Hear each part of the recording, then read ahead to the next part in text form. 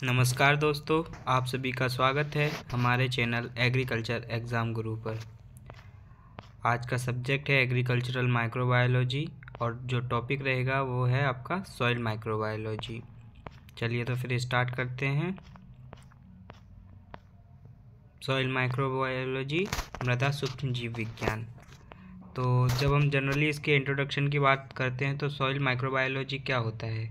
जो सूक्ष्म जीव हैं आपके, जैसे कि एक्टिनोमाइसाइट्स है, आपका बैक्टीरिया है, एल्गी है, ये सब मृदा के साथ मृदा के अंदर रहते हैं और इनकी जो पूरी प्रोसेस होती है, लिविंग प्रोसेस, उसके बारे में जब हम स्टडी करते हैं उसको हम सॉइल माइक्रोबायोलॉजी कहते हैं।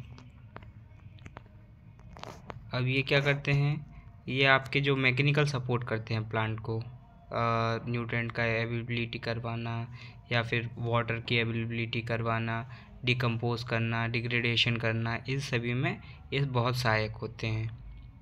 और ये इसी तरीके से आपकी जो मृदा है उसमें फर्टिलिटी रेट को बढ़ाते हैं, क्वालिटी को डेवलप करते हैं, डेप्थ को, स्ट्रक्चर को, टेक्सचर को डायरेक्टली और इनडायरेक्टली अफेक्ट करते हैं।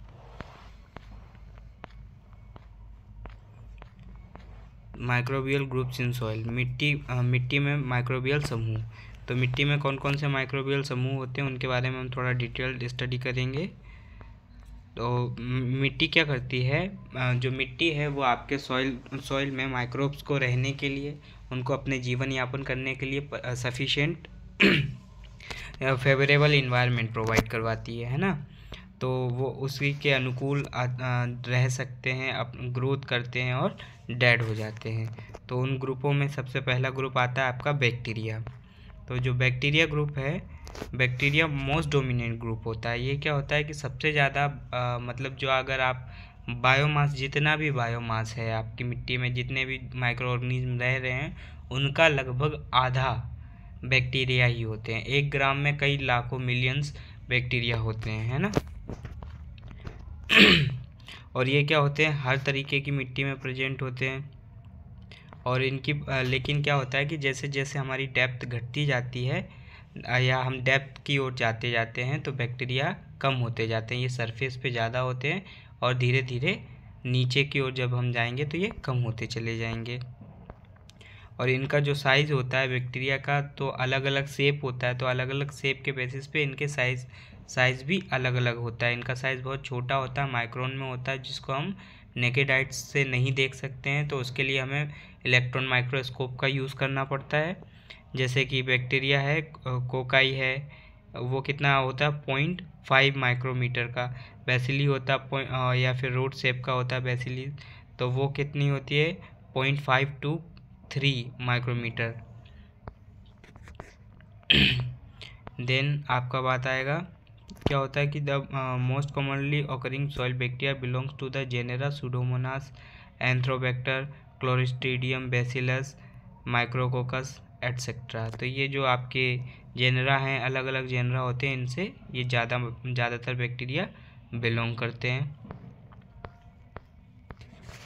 देन आएगा आपका soil bacteria are primarily classified into autotrophic and heterotrophic category. Several of the reactions involved in nitrogen transformation in soil depend on the chemotrophic nitrobacteria, nitrobacter and nitrosomonas, and hence chemotrophy of bacteria in soil is intimately related to crop production. क्या होता है कि जो आपका soil bacteria होते हैं वो 2 तरीके के होते हैं। एक होते हैं ऑटोट्रॉपिक और दूसरे होते हैं हेटरोट्रॉपिक। ऑटोट्रॉपिक वो बैक्टीरिया होते हैं जो अपना खाना स्वयं बनाते हैं। हेटरोट्रॉपिक बैक्टीरिया वो होते हैं जो अपने खाने के लिए दूसरे पे डिपेंड रहते हैं। इसी प्रकार से कुछ कीमोऑटोट्रॉपिक होते हैं। कीमोऑटोट्रॉपिक वो बैक्टीरिया होते हैं जो क्या करते हैं, नाइट्रोजन गैसेस को केमिकल रिएक्शन करते हैं अपने फूड के पर्पस के लिए। तो उसमें क्या करते हैं, वो नाइट्रोजन गैसेस या डिफरेंट गैसेस को कन्वर्ट करते हैं या फिक्स्ड कर देते हैं आपकी सॉइल में। तो जैसे कि उसका एग्जांपल रहेगा आपका नाइट्रोबैक्टर और नाइट्रोसोमोनास, है ना। ये क्या करेंगे, आपके नाइट्रोजन को फिक्स करेंगे और वो फिक्स्ड नाइट्रोजन आप प्लांट के द्वारा यूज़ कर ली जाती है, जिससे कि प्लांट की ग्रोथ होती है। देन बात आएगी आपकी एक्टिनोमासाइट्स की। तो दूसरे टाइप के जो माइक्रो ऑर्गेनिज्म होंगे या सूक्ष्म जीव होते हैं वो होते हैं एक्टिनोमाइसीट्स। एक्टिनोमाइसीट्स जो होते हैं ये साइज़ में बैक्टीरिया से थोड़ा सा बड़े और आपके जो फंगस है उससे थोड़े से छोटे होते हैं।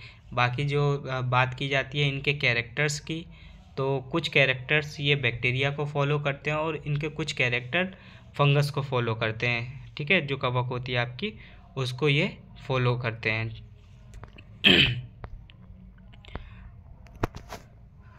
Taxonomically actinomycetes are clubbed with bacteria in the same class but the confined to the order actinomycetes।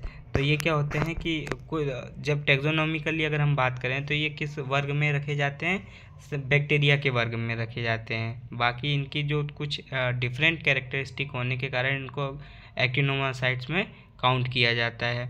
They bear certain similarities to fungi. तो ये क्या करते हैं, थोड़ा कुछ चीज़ें हैं सिमिलर, जैसे फंगस के कैरेक्टर्स होते हैं उनको भी फॉलो करते हैं, सिमिलर दिखता है तो वो कैरेक्टरिस्टिक होने के कारण कुछ इनकी ब्रांचेस जो होती हैं वो इसके अंदर भी रखी जाती हैं। ठीक है, या फिर क्या होता है कि ये ब्रांचिंग कर लेते हैं जो आपकी फंगस होती है उसके साथ में, और स्प्राउट्स बनाते हैं या स्पोर्स, जो फंगस के स्पोर्स होते हैं ना उस टाइप का फॉर्मेशन बनाते हैं, क्लम्प्स बनाते हैं छोटे छोटे से दाने जैसे। ठीक है, और ये एक साथ में रहते हैं। देन आपका आ जाएगा जो एक्टिनोमाइसीट्स हैं वो जैसे जैसे जहाँ पर ऑर्गेनिक मैटर ज़्यादा होगा वहाँ पर इनकी एबिलिटी क्या हो जाती है, ज़्यादा हो जाती है। क्यों? क्योंकि ये ऑर्गेनिक मैटर को डिकम्पोज करने का काम करते हैं। और जो इनके लिए सर्वाइवल कंडीशन होती है आपकी वो पीएच रेंज 6.5 से लेके 8 होती है। तो मतलब ये क्या, न्यूट्रल से अल्कलाइन पीएच में बिलोंग करते हैं। ठीक है, ये कंडीशन इनको फेवरेबल होती है। अगर हम नीचे एसिडिक कंडीशन में जाते हैं तो ये सर्वाइव नहीं कर पाएंगे, और अगर हम 8 से ऊपर अल्कलाइन कंडीशन से ऊपर जाते हैं, सैलाइन कंडीशन से ऊपर, तो तब भी ये सर्वाइव नहीं कर पाएंगे। और जैसे अगर वाटर लॉगिंग कंडीशन है जहाँ पानी भरा होता है वहाँ पर भी ये आपको नहीं देखने को मिलेंगे। इनके लिए फेवरेबल जो कंडीशन होती है वो सेमी एरिड और एरिड रीजन होता है, शुष्क और या फिर थोड़ा सा मॉइस्चराइज वाला जो एरिया हो जाता है आपका, जैसे कि कुछ एरिया है राजस्थान डिज़र्ट है, गुजरात डिज़र्ट है या फिर उत्तर प्रदेश है, तो ऐसे जो एरिया हैं सेमी एरिड और एरिड रेंज में आते हैं। देन आपका आता है फंगस, फंजाई या फिर कवक जिसको आप बोलते हैं। तो फंजाई क्या होती है, मोस्ट डोमिनेंट होती है। ये भी जो बैक्टीरिया के बाद जनरली हम सबसे ज़्यादा देखते हैं तो वो फंगस पाया जाता है। ठीक है, और ये भी क्या होता है, ये वाइड रेंज में जीवित रह सकती है। मतलब इसका पीएच रेंज है, ये एसिड में ज़्यादातर एसिडिक में मोर डोमिनेंट रहती है, एज वेल एज ये क्या होता है कि 9 पीएच तक अपने आप को सर्वाइव करवा लेती है। मतलब जो फंगस फिलामेंट्स होते हैं वो सर्वाइव कर जाते हैं। तो जो फंगस फिलामेंट्स होते हैं उनसे वो किससे बनते हैं, आपके माइसीलियम से। एक हाइफी होती है, हाइफी क्या होता है, थ्रेड लाइक स्ट्रक्चर होता है ना, पतला सा एक धागे नुमा जो स्ट्रक्चर रहेगा वो उसको हम हाइफी बोलेंगे। उसके कुछ वो किससे बनता है, फिलामेंटियस माइसीलियम से। और ये यूनी होते हैं, बाई होते हैं और मल्टी सेल्यूलर होते हैं। मतलब हाइफी कैसे होगा, सिंगल हाइफी हो सकता है कि मतलब एक रस्सी जैसा, बाई होगा मतलब 2 रस्सियाँ, या फिर काफ़ी रस्सी जैसे आकार बने होते हैं, या फिर धागे जैसे आकार जुड़े होते हैं, वो मल्टी कहलाएंगे, मल्टी फंगस। ठीक है, और ये क्या होते हैं, सेप्टेड होते हैं और नॉन सेप्टेड होते हैं। सेप्टेड मतलब क्या हो जाता है कि इनके ऊपर वॉल का स्ट्रक्चर, मतलब क्या हार्ड स्ट्रक्चर भी होता है, और कुछ में इन पे कोई हार्ड स्ट्रक्चर नहीं होता है। जैसे कि आपका बैक्टीरिया और एक्टिनोमाइसीट्स होते हैं उसी तरीके से ये क्वालिटी और क्वांटिटी में जहाँ पर ऑर्गेनिक मैटर ज़्यादा होगा वहाँ पर ज़्यादा मिलेंगे। ठीक है, देन अगर आपकी बात करते हैं हम कि जो क्लासिफिकेशन किया जाए तो ये अलग अलग टाइप का जो आपके फंगस होती हैं वो पाई जाती हैं। जैसे कि क्लासिफिकेशन ऑफ फाइकोमासाइट्स, एस्कोमासाइट्स, बेसिडोमासाइट्स एट्सेट्रा, ये सारे के सारे होते हैं। तो ये क्या होता है, इनमें एक चीज़ होती है स्पेशली कि एसेक्सुअल ग्रोथ ज़्यादा होते हैं, एसेक्सुअल पोर्स ज़्यादा बनते हैं। जो फंगस रहती है उसमें सेक्सुअल साइकिल बहुत कम देखी जाती है, एसेक्सुअल पार्ट या एसेक्सुअल ज़्यादा मिलता है आपको, ठीक है। इनकी जो ग्रोथ होती है वो एसेक्सुअली ज़्यादा होती है। देन बात आएगी आपकी जेनरा की। तो इसमें डिफरेंट जेनरास होते हैं, जैसे कि आपके एस्परजिलस है, अल्टरनेरिया है, बेट्रोसिट्स है, एट्सेट्रा, मोनीलिया है, पेनिसिलम है, ट्राइकोडर्मा है। तो ये सारी की सारी डिफरेंट जेनरास होते हैं जिसके अंदर फंगस बिलोंग करती है। देन फिर हम आगे बढ़ेंगे। जो डिग्रेडेशन ऑफ ऑर्गेनिक मैटर होता है तो वो फंगस क्या करती है, डिग्रेडेशन करवाती है। अब जब डिग्रेडेशन करवाएगी ऑर्गेनिक मैटर का, तो वो क्या करते हैं कि कुछ लिक्विड्स या फ्लूइड्स निकलता है। वो फ्लूइड्स क्या करते हैं, सॉइल जो आपकी मृदा होती है, मृदा के कणों को चिपचिपा पदार्थ प्रोवाइड होता है। उस चिपचिपेपन होने के कारण दूसरे जो पॉइजन होने का चांसेस बढ़ते हैं और समुच्चय आपके जो मृदा समुच्चय होते हैं वो उनका फॉर्मेशन होता है इसके थ्रू, ठीक है। तो वो मेनली कौन कौन सी स्पीसीज करती है, तो मेनली अल्टरनेरिया, एस्परजिलस, ये क्लेडो स्पोरियम, हेलमिंथोस्पोरियम एट्सेट्रा, ये क्या करते हैं, ह्यूमिक सब्सटेंस जैसा प्रोड्यूस करते हैं, वही जो लिक्विड मैं आपको बता रहा हूँ जो चिपचिपा होता है।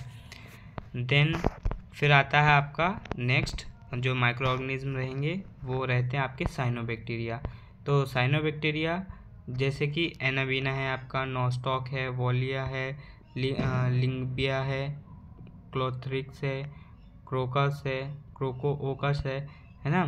तो ये अलग अलग एट्सेट्रा, ये क्या है आपके साइनोबैक्टीरियाज हैं। तो ये क्या होते हैं कि जनरली आपकी जो सॉइल होते हैं उसके अंदर पाए जाते हैं, और इनकी कैपेबिलिटी क्या होती है कि ये एटमॉस्फेयर के नाइट्रोजन को, जो एयर में नाइट्रोजन प्रेजेंट होता है उसको फिक्स करने की इनके अंदर ज़्यादा कैपेबिलिटी। ये फिक्स किसके अंदर कर देते हैं, आपकी मृदा के अंदर फिक्स कर देते हैं, है ना। फिर मैनी सॉइल साइनोबैक्टीरिया है ना, वो क्या करते हैं, इनकी टेंडेंसी होती है कि ये ड्राई कंडीशन में बहुत सालों तक जीवित रह लेते हैं।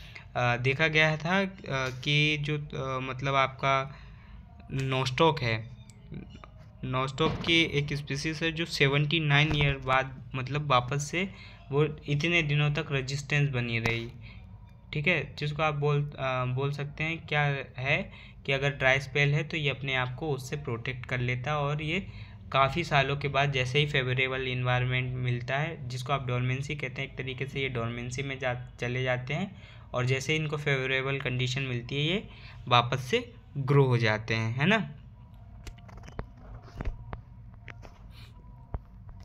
देन बात आएगी आपकी एल्गी की। तो एल्गी जिसको आप शैवाल कहते हैं, तो एल्गी क्या होता है, एल्गी जो अदर माइक्रो ऑर्गेनिज्म होते हैं उनसे थोड़ा सा डिफ़र करता है। ये प्लांट की कंडीशन में, इसको प्लांट की कंडीशन में भी रख लिया जाता है। क्यों? क्योंकि इसके अंदर क्या होता है, फोटोसिंथेटिक पिगमेंट्स होते हैं। फोटोसिंथेटिक पिगमेंट होने के कारण इनमें ग्रीननेस भी होती है, और ये क्या करते हैं, अपना भोजन स्वयं बना लेते हैं। तो जो ऑटोट्रॉपिक होते हैं वो ये होते हैं। वायरस है तो वो किस में चला जाएगा, आपका हेटरोट्रॉपिक्स में। तो फिर जब बात आती है तो maximum depth to which microbial have been recorded in soil is 2 metre. तो मतलब जो आपकी ज़्यादा से ज़्यादा डेप्थ होती है 2 मीटर तक, 2 मीटर तक माइक्रो ऑर्गेनिज्म आपको मिलते हैं। उसमें भी ये जो आपकी एल्गी की बात आएगी तो ये अपर सरफेस पे ज़्यादा मिलती है। क्यों? क्योंकि इसको क्या चाहिए रहता है, एनर्जी रिक्वायर्ड होती है अपने फूड को प्रिपेयर करने के लिए, है ना। और ये किस एरिया में ज़्यादा पाई जाती है, जहाँ पे सैड कम हो और फॉरेस्ट्री एरिया हो, थोड़ा सा मॉइस्चर अवेलेबिलिटी ज़्यादा हो, तो वहाँ पर इसकी ग्रोथ आप देखेंगे। काई, जिसको आप काई जैसा देखा होगा आपने, नदियों के किनारे पे आपने देखा होगा, जहाँ पानी भरा रहता है उस एरिया में वाटर लॉगिंग कंडीशन में भी ये भरपूर मात्रा में, प्रचुर मात्रा में मिलती है, ठीक है। फिर आती है आपका ग्रीन माइक्रो एल्गी। वो ग्रीन माइक्रो एल्गी जो है आपका क्लोरोपाइसी कहते हैं, जिसको are the group most commonly present in soil. जो आपकी मृदा होती है उसमें ये ग्रीन माइक्रो एल्गी ज़्यादा पाई जाती है ना। येलो ग्रीन एल्गी होती है जेंथ्रोफाइसी, ये क्या होती है कम पाई जाती है। और जब जो रेड है रोडोफाइसी, ये सबसे रेयरली कहीं कहीं पे ही मिलती है। और एबनॉर्मल जो सैलाइन सॉइल होती है जहाँ पे सॉल्ट्स ज़्यादा होते हैं, बेसिक कंडीशन होती है, वहाँ पर इसकी अवेलेबिलिटी बहुत कम दिखती है, होती है पर कम दिखती है। बिसाइड देयर फोटोसिंथेटिक एक्टिविटी, ये खाली फोटोसिंथेटिक एक्टिविटी के ही काम नहीं आते अब, बल्कि soil micro algae add certain compounds to the soil either through depth और by secretion from the cell. Example member of Chlorophyceae release polysaccharides and chlorella produce growth substance and antibiotics which may affect the soil flora। तो ये क्या होता है कि खाली ये आपका उसी के काम में नहीं आती है, फोटोसिंथेटिक पर्पज से ही काम नहीं आती है। ये क्या है ना, एंटीबायोटिक्स जो बनाती है, जो क्या होता है कि आपके पेड़ पौधे हैं उनमें रोग को मुक्त करने की क्षमता ये प्रोवाइड करती है। और क्या कर देता है, कहीं कहीं पे ये न्यूट्रिएंट प्रोवाइड करने की भी न्यूट्रिएंट को भी प्रोवाइड करने में मदद करता है। देन आपका आता है लास्ट वायरस।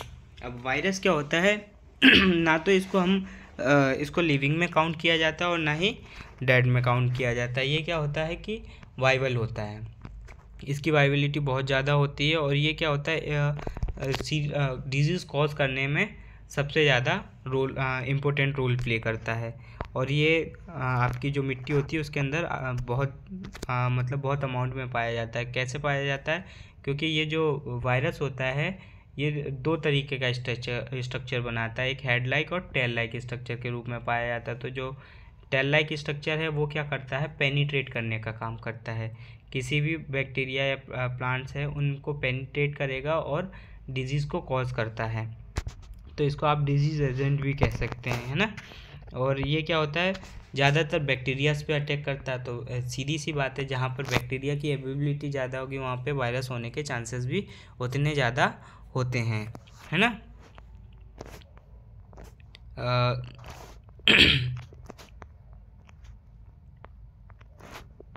देन आप बात करते हैं फिर आपके प्रोटोजोआ की। तो प्रोटोजोआ क्या होता है, प्रोटोजोआ भी एक माइक्रो ऑर्गेनिज्म होता है। तो प्रोटोजोआ सिंगल सेलुलर होता है, यूनिसेलुलर आप इसको बोल सकते हैं कि ये क्या होता है, एक सिंगल सेल होती है।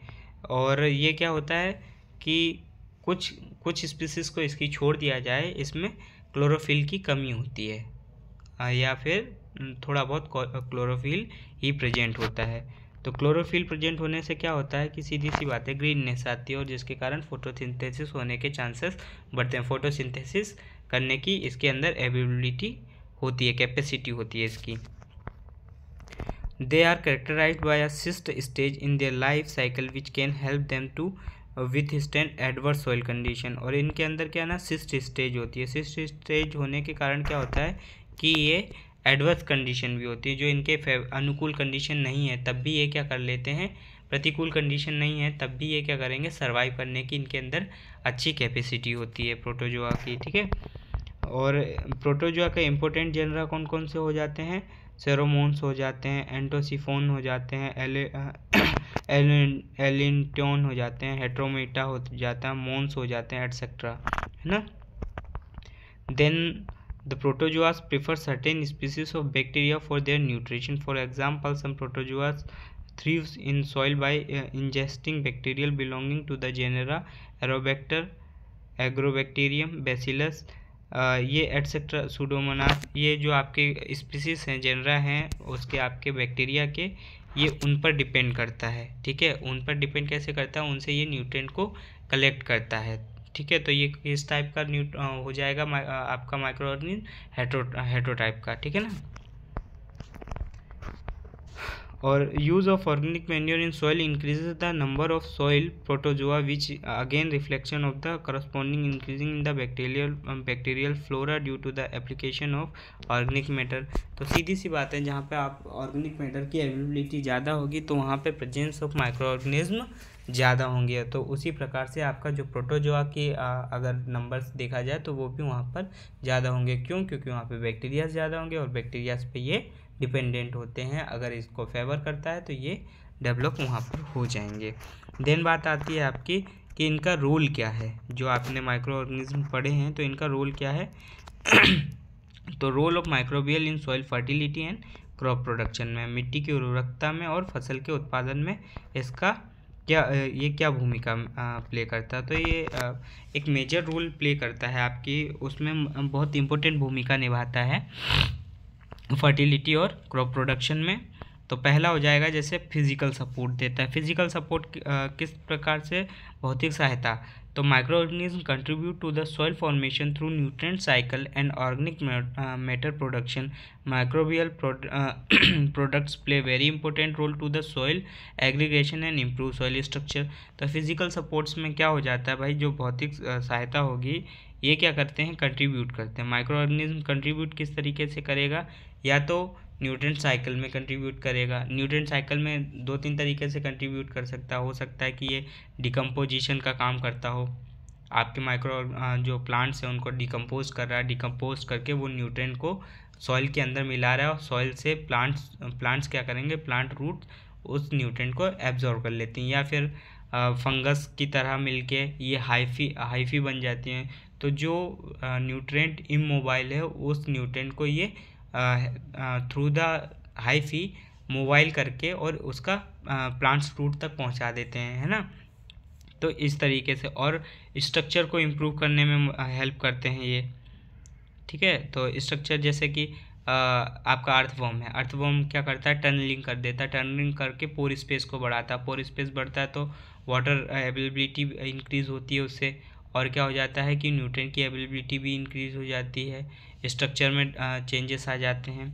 तो कहीं ना कहीं डायरेक्टली और इनडायरेक्टली ये इफ़ेक्ट करते हैं। देन रॉ मटेरियल की बात आ जाती है। तो रॉ मटेरियल जो ये क्या करते हैं, anti microbial agents and enzymes को प्रोड्यूस करते हैं।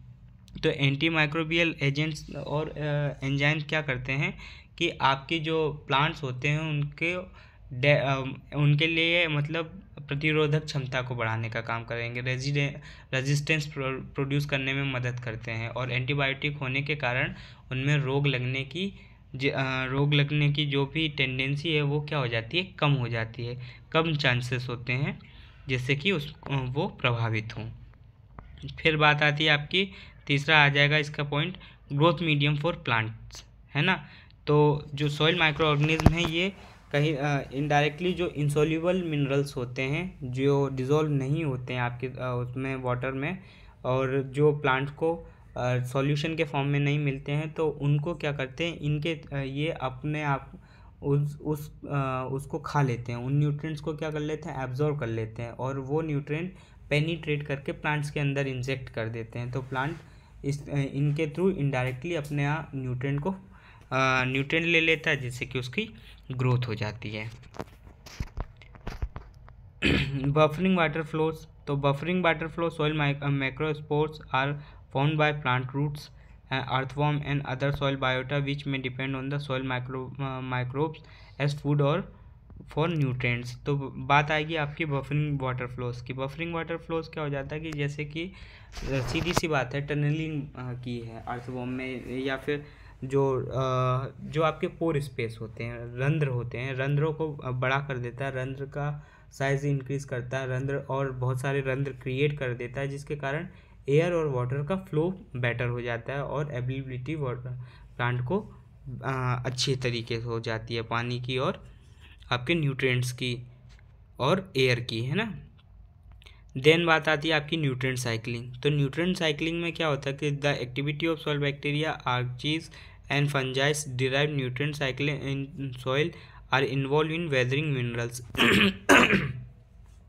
न्यूट्रिएंट साइक्लिंग की बात आती है तो जो बैक्टीरिया होते हैं, फंगस होते हैं, ये क्या करते हैं कि जो मिनरल्स होते हैं, आपके खनिज होते हैं, उन खनिजों के ऊपर उन खनिजों को क्या करते हैं, उनका अपघटन कर देते हैं, या अपचयन बोल सकते हो आप, अपचयन करते हैं। अपचयन करने से क्या होता है, वो टूटते हैं, और टूटने से कि जो फॉर्म में वो अवेलेबल नहीं हो पाते हैं, जब वो क्या होते हैं, एक मिनरल के फॉर्म में होते हैं या फिर रॉक के फॉर्म में होते हैं, जब ये ब्रेक डाउन करने में मदद करते हैं तो उनकी अवेलेबिलिटी हो जाती है आपकी मृदा में, और अवेलेबिलिटी होने के कारण प्लांट उसको ईजिली कंज्यूम कर पाता है।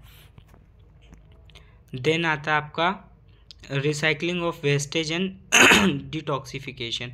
तो भाई जो आपका वेस्टेज होता है, बहुत तरीके के जो केमिकल्स होते हैं उनको क्या करते हैं कि जो सॉइल माइक्रो ऑर्गेनिज्म होते हैं, सूक्ष्म जीव होते हैं, वो क्या कर लेते हैं, उनको फीड कर लेते हैं, और फीड करने के बाद उसका जो फॉर्म होता है उसको चेंज कर देते हैं, जो कि क्या होता है कि प्लांट के लिए या फिर आपकी मृदा की हेल्थ के लिए, स्वास्थ्य के, जो मृदा का स्वास्थ्य के लिए लाभदायक हो जाती है ना। जैसे कि पेट्रोल फैल गया, अब जो जैसे समुद्र होते हैं उनमें जब टैंकर्स जाते हैं तो वो समटाइम्स ऐसा होता है कि पेट्रोल निकल जाता है या क्रूड ऑयल फैल जाता है, तो उसमें ये माइक्रो ऑर्गेनिज्म क्या करते हैं, उनको कंज्यूम कर लेते हैं और उसको क्लीन कर देते हैं। तो ये कहीं ना कहीं हमारे लिए बेनिफिशियल हो जाते हैं, है ना। Microbial process like mineralization and immobilization are responsible for recycling of wastage and detoxification of certain toxic element in soil।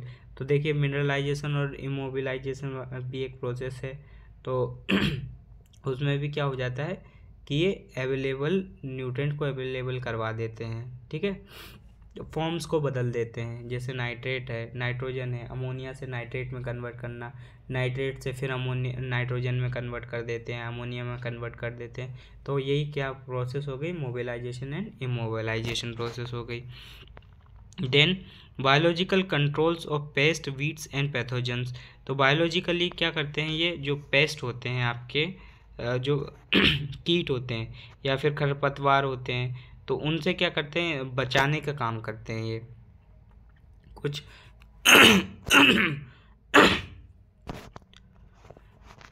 ये क्या करते हैं, जैसे कुछ फंगस होते हैं, बैक्टीरिया होते हैं, ये या तो फीड कर लेते हैं पेस्ट को अंदर, या तो फिर पेस्ट इनको फीड करते हैं।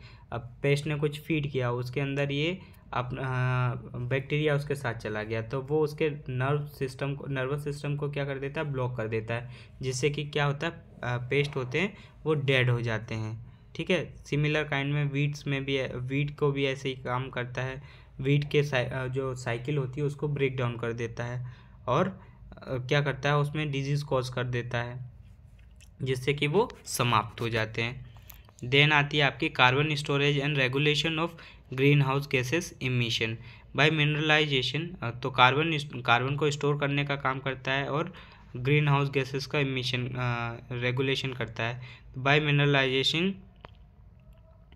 mineralizing soil carbon and nutrients, microbes are major determinants of the carbon storage capacity of soil. For example, denitrifying bacteria and fungi regulate nitrogen oxide N2O nitrous oxide, while pathogenic bacteria regulate methane emission for the soil। मतलब क्या करते हैं ये कि जो आपकी carbon है उसको क्या करते हैं, स्टोर करते हैं। देखिए बैक्टीरियाज के लिए कार्बन बहुत मोस्ट इम्पोर्टेंट रोल प्ले करता है। कार्बोहाइड्रेट्स होते हैं उनमें क्या होता है, कार्बन होता है और हाइड्रोजन होता है ना। तो वो कार्बन हाइड्रोजन जो होगा वो बैक्टीरियाज क्या करते हैं, उनका यूज़ करते हैं, और कार्बन की अवेलेबिलिटी जितनी ज़्यादा होती है सॉइल में, वो सॉइल उतनी बेटर होती है, ठीक है। और कुछ जो गैसेस होती हैं, ग्रीन हाउस गैसेस, जैसे मीथेन है, तो उसको क्या कर देता है, उनको ये रिलीज़ कर देते हैं, जिससे कि क्या हो जाता है कि इफ़ेक्ट जो है वो रिड्यूस हो जाए सॉइल में, और आपके मृदा की हेल्थ है या फिर जो उसका स्वास्थ्य या उसकी क्वालिटी वो क्या अच्छी बनी रहे, है ना। धन्यवाद। अगर आपको हमारा ये वीडियो पसंद आया हो तो इसे लाइक और शेयर करना ना भूलें, और अगर आप इस चैनल पे नए हैं तो सब्सक्राइब करना बिल्कुल ना भूलें।